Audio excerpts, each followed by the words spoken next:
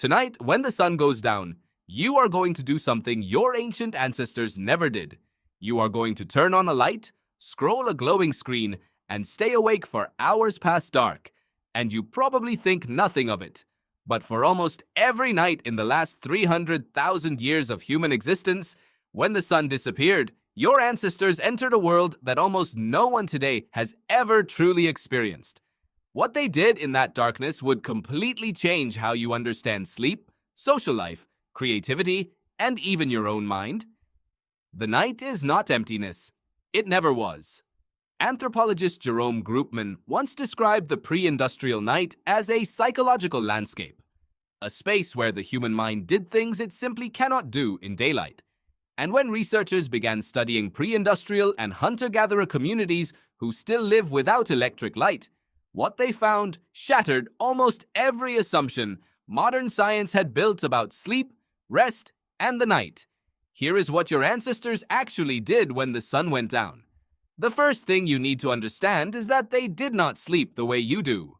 You probably assume sleep is sleep, you fall unconscious, your body shuts down, you wake up 8 hours later. That is the modern idea. But historian A. Roger Ekirch spent over 2 decades studying thousands of historical documents, diaries, court records, medical literature, and what he found published in his landmark 2001 paper and later in his book At Day's Close is this. For most of human history, people slept in 2 separate segments, not one long sleep.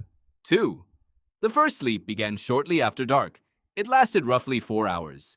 Then, somewhere around midnight, people would wake up naturally. Not because something startled them, not because they were sick. They simply woke up the way you might wake at dawn, and they stayed awake for 1 to 2 hours in the middle of the night. Ekirch called this the watch. Then they fell into a second sleep, which carried them to dawn. This was not insomnia. This was not a disorder. This was the factory setting. During that middle-of-the-night waking period, your ancestors did not lie there anxious, staring at the ceiling, dreading the next day. Research by psychiatrist Thomas Wehr, who in the 1990s ran a landmark experiment depriving subjects of artificial light for weeks, found that when people returned to natural light cycles, their bodies automatically shifted back into this 2-sleep pattern. And in that in-between hour, Wehr recorded something extraordinary. The subjects reported a state of dreamy, half-awake calm they had never felt before. Their blood contained elevated levels of prolactin, the same hormone released during deep meditation, during breastfeeding, during profound relaxation. It is a state your brain is chemically built to enter, and electric light erases it every single night. So what did people actually do during that watch? They talked. Ekirch's research found that this was a primary social window. Spouses would speak quietly in the dark, neighbors in shared households would murmur to one another, people would pray or reflect. Some would walk to a neighbor's home, some would make love. Some would interpret the dreams they had just woken from, because in many pre-industrial cultures, the dreams of the first sleep were treated as meaningful messages, something to be remembered, discussed, decoded. Think about that. There was an entire hour built into the nightly rhythm of human life, specifically for reflection, intimacy, and meaning-making. It was not scheduled, it was biological. Now go a step further back, before agriculture, before permanent settlements, into the deep prehistory that shaped the brain inside your skull right now. Anthropologist Polly Wiesner spent years studying the Jew/Honsi Bushmen of the Kalahari, one of the oldest surviving human cultures on Earth. She recorded thousands of hours of their conversations, comparing what people talked about during the day versus what they talked about around the fire at night. The difference was not subtle. During the day, the talk was practical. Food, tools, who did what, complaints. During the day, 80% of conversations were economic and social management.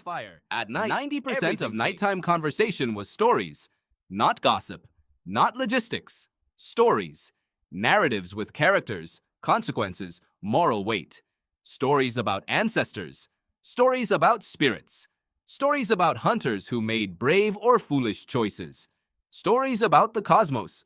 Wiesner argued in her 2014 paper in the Proceedings of the National Academy of Sciences that firelight, and the conversations it enabled was the incubator of the human imagination. That the nightly story session around fire was not entertainment, it was cognitive technology. It was how abstract thinking, moral reasoning, and cultural identity were transmitted across generations.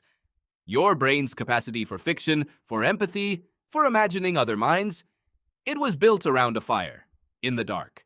And there is something about darkness and firelight specifically that makes the mind more open.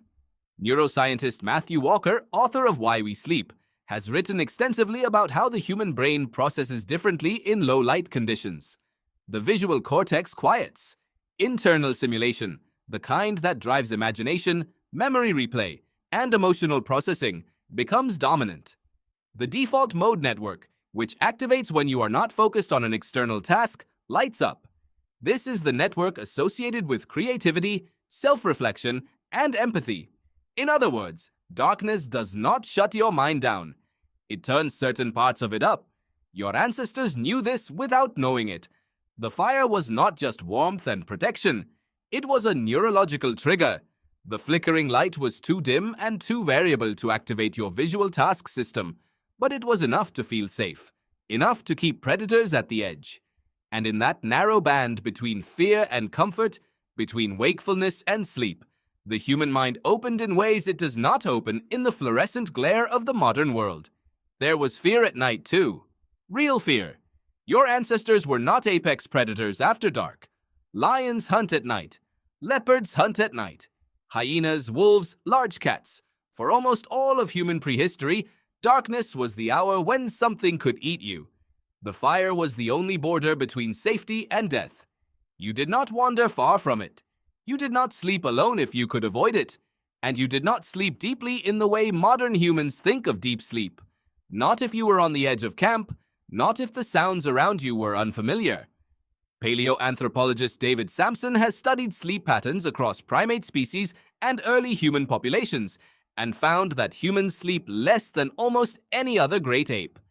And yet we concentrate our deepest, most psychologically rich sleep, our REM sleep, in the final hours of the night. Sampson argues this was strategic. You slept lightly in the early dark when threats were highest. You transitioned into deep, dream-rich sleep toward dawn, when the group was fully rested and more alert, when predators had usually retired, when the fire had been tended through the night. You trusted the group. The group let you dream. Community was the night's infrastructure. You did not survive the night because you were strong. You survived because you were together. Sleeping in groups, keeping a fire, sharing watch duties, these were not habits. They were survival systems. And they left marks inside you that are still there. The reason you find it hard to sleep in a completely silent room? The reason white noise helps. The reason many people sleep better with a partner beside them. Your nervous system is still listening for the fire, still expecting the sounds of a sleeping group, still calibrated for a world where being alone in the dark was the most dangerous thing that could happen to you. This is why modern sleep is so broken. You are not just sleeping in an unusual environment. You are sleeping in a way your body has never, across 300,000 years, been asked to sleep. Alone, in silence, under a ceiling, with no fire, no stars, no group, and the cognitive sediment of a glowing screen pressed into your retinas until minutes before you close your eyes.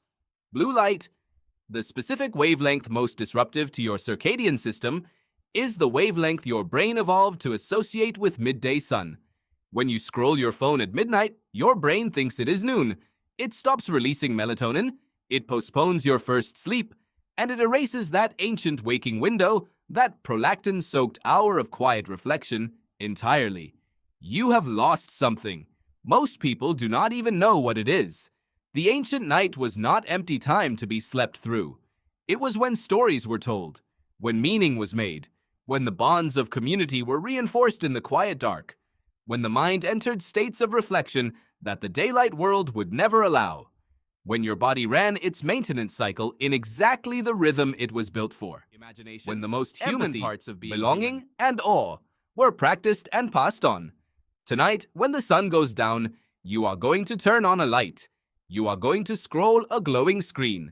And somewhere in the back of your nervous system, something ancient will feel very quietly that something is missing. Is